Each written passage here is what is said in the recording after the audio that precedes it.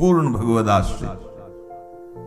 पत्नी ने कहा कि जब तक ब्याह नहीं हुआ तो खूब ठाकुर आराधना में मगन, और जब ब्याह हुआ तो पत्नी ने कहा कि अब अर्थ चाहिए, उसके लिए तो आपको कुछ करना होगा। तो समझा भगवद आदेश, चल पड़े। क्रम से उनकी सेवा पद्धति से, निष्काम महापुरुषों की सेवा भी बहुत उत्तम होती है, वो क्रम से पहुंच गए राजा के खजांची बन गए। पहले वो मंत्री के सेवक बने, फिर उन्होंने परिचय बताते वो खजांची बने। और वो भगवद आश्रित अगर उनके सामने कोई आके कोई दुख की बात करता तो बिना राजा से पूछे वो खजाने से पैसा दे देते। बेटी का ब्याह, कोई किसी भी तरह की समस्या, और एक को पता चल जाए ना तो फिर दूसरे को भी सलाह देता, कहना नहीं किसी से। बहुत दयालु, एक बार कह के तो देखो आप, और देखो। अब वो दूसरे को जब मिला तो वो तीसरे से कहता, कहना नहीं किसी से आप। अब वहां तो आधा खजाना राजा का बट गया।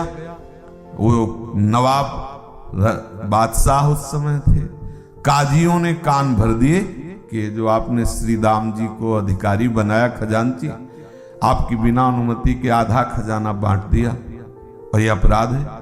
खजाने का मालिक राजा है, आपको सेवक बनाया गया, आप कुछ भी करो तो अनुमति तो ले। वो अनुमति जो हरि को अर्पित है उनको क्या चिंता इस बात की। राजा ने दरबार में बुलाया और कहा, आपने खजाने को बिना अनुमति के बांटा? बोले हाँ महाराज बांटा। क्यों? जरूरत थी उनकी। बोले अपराध है ना? बोले आप कह रहे हो महाराज ये अपराध तो है। तो बोले फिर तुम्हें मृत्यु दंड दिया जा रहा है। सही कहा, जैसी हरि की इच्छा। तुम्हें कोई इस पर प्रश्न? कोई नहीं। चाह?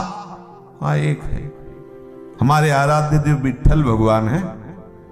अब जब शरीर पूरा ही हो रहा है तो एक बार दिखा दो उनको। हाँ ठीक। बादशाह ने आदेश किया, जाओ विट्ठल भगवान के सामने से इनको ऐसे दर्शन करते हुए निकल जाओ। पीछे हाथ बंधे हुए जिससे अपराधी के बांधे जाते हैं, और ये सामने गए, कहा राजी हो? बस इतने कहा, राजी हो? ऐसे क्या चल।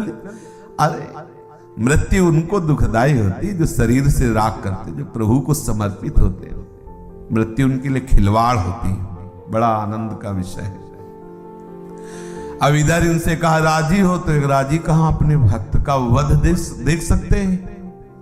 तो 14 वर्ष की अवस्था, 9 किशोर अवस्था, सामने गए बादशाह की और जोहार किया, मालिक अमृतमयी आकर्षणमयी नामई कृष्ण है। आकर्षण का मूर्तिमान स्वरूप, वो नेत्र चला के बात करना, वो जोहार करना, बादशाह तो बिक गया। और मालिक हम दाम जी के नौकर हैं, हमने सुना है कि आपने हमारे मालिक को बंदी बना करके और उनको मृत्यु दंड की बात करी। तो ऐसे पीतांबर से किया तो दिव्य रत्न, दिव्य जवाहर, बोले देख लो तुम्हारे खजाने में अगर एक भी जवाहर कीमत हो, हीरा जवाहरत की, तो देख लो, ये सब रख लो, हमारे स्वामी को छोड़ दो। बावरा था कि श्रीदाम तो हमारे यहां सेवक थे, उनके ऐसे सेवक है। क्या नाम तुम्हारा? तो बोले बिट्ठू नाम है हमारा। बिट्ठू, बिट्ठला बिट्ठला बिट्ठल, तो बिट्ठू नाम है हमारा। और सुनो, ये बाद में उठवाना, पहले हुक्म करो तो तत्काल श्रीदाम को बंधन मुक्त किया जाए। जी, तत्काल आदेश हो गया। तीव्र शीघ्रगामी घोड़ों से दौड़ करके उनको जाके, और वो जिधर आदेश कर रहे थे कि आप श्रीदाम को मुक्त कीजिए, इतने में ठाकुर जी अंतर्ध्यान हो गए।